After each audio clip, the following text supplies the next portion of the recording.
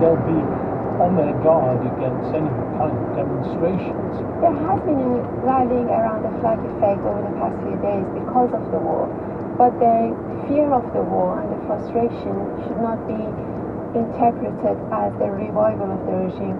At the moment, people are counting the costs. They are going to rebuild their lives. The government has shown that it will turn its anger inwards when it's cornered and when it's under pressure. So I believe that there will be a bloodbath as a result, that a large number of people will be executed on the charges of accused of spying for the Israeli regime. But as for the idea of regime change, that is pretty much off the board, isn't it? I don't think there's a sign of the regime being on the verge of collapse. The chain of command seems to be functioning, although it has suffered heavy blows.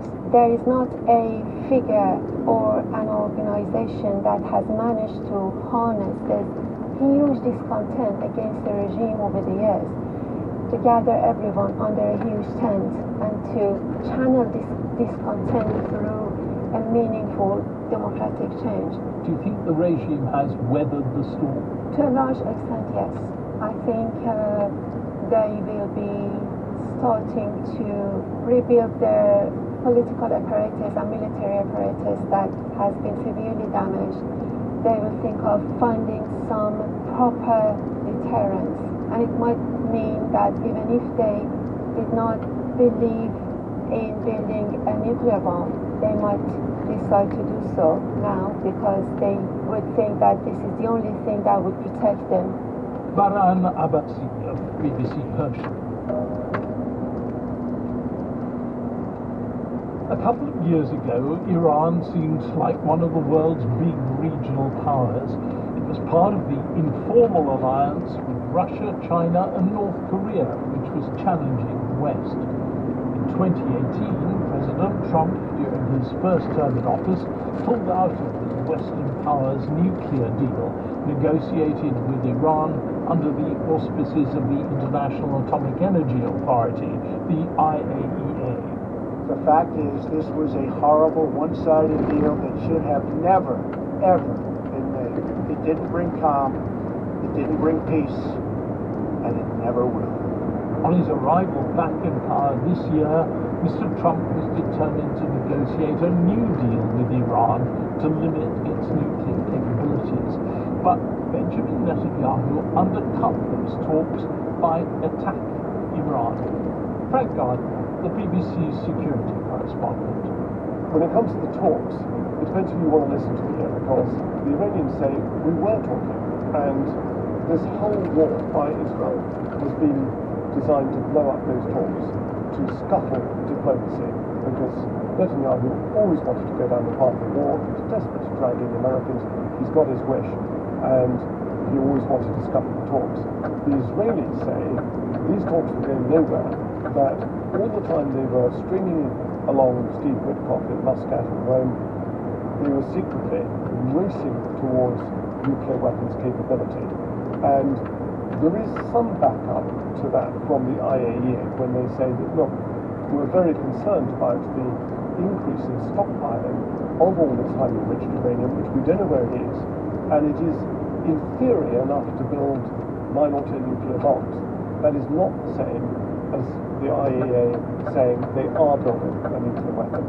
And I think one of the cases where Netanyahu has kind of cried wolf is that I've lost count of the number of times since 1995 that he has said Iran is on the verge of building a nuclear weapon.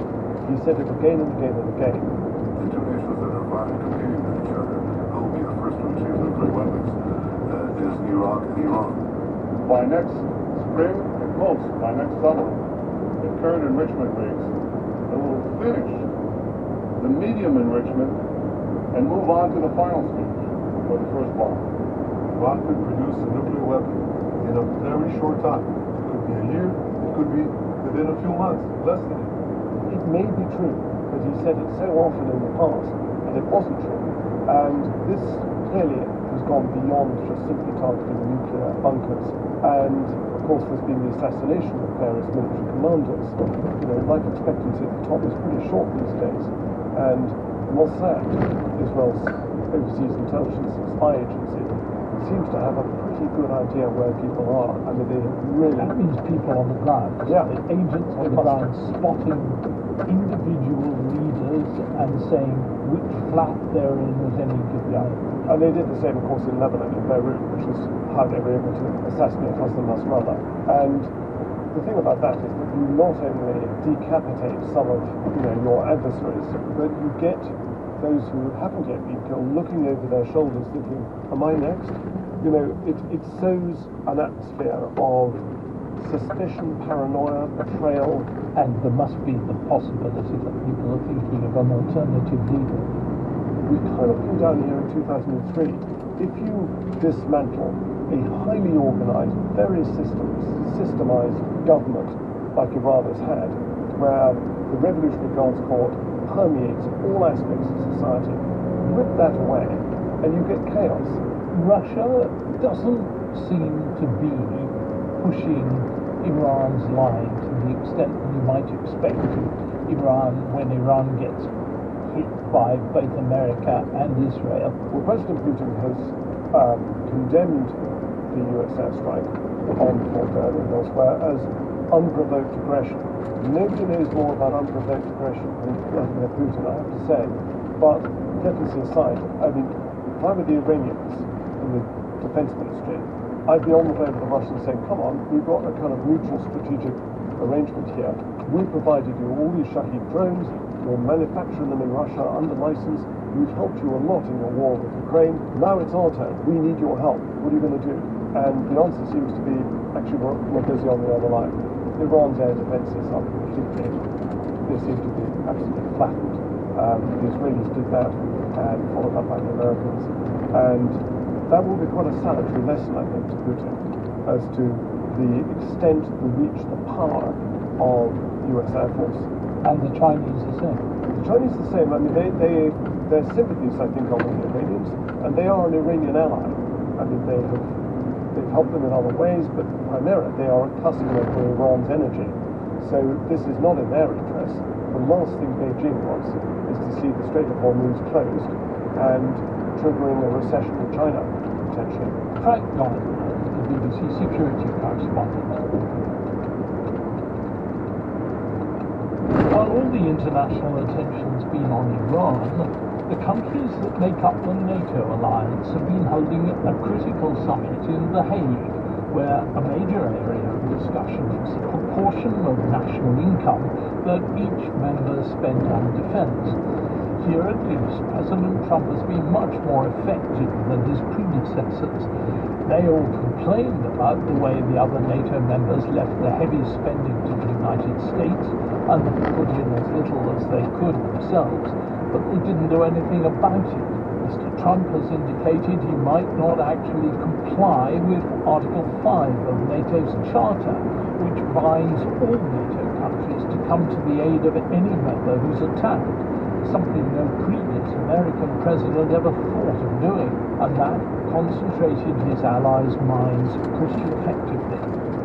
Though many are studiously vague about how they'll pump up their defense budgets. Jonathan Beaver, the BBC defense correspondent, is in The Hague for the NATO summit. Russia clearly had two goals with the war in Ukraine as far as NATO is concerned. The first was to separate America from Europe, and I think the second goal will be to try to show that Article 5 is something that means more on paper than it does in reality. So, I mean, if we look at the first one, yes, there is a divide between Europe and America. There'll be no more positive words for Ukraine. Yes, President Zelensky was at dinner, but essentially Ukraine being not offered anything new. And President Trump has made clear he wants better relations with President Putin. But essentially, what they are doing at this summit is showing unity, trying to paper over the cracks on Russia, essentially, from President Trump to use what most European countries use, and to come up with this pledge of spending 5%, which is very much in Donald Trump's interest. Mark Rutte, the NATO Secretary General, has be saying that Russia could attack within 5 years. There's great worry in many circles of NATO. We have heard the Chief of Defense in Germany a couple of weeks ago and many other senior military leaders speaking about this, and also senior intelligence community people speaking about this, that between 3, 5, 7 years from now, Russia will be able to successfully attack us if we do not start investing more today. There's not any question, is there, that NATO's extra spending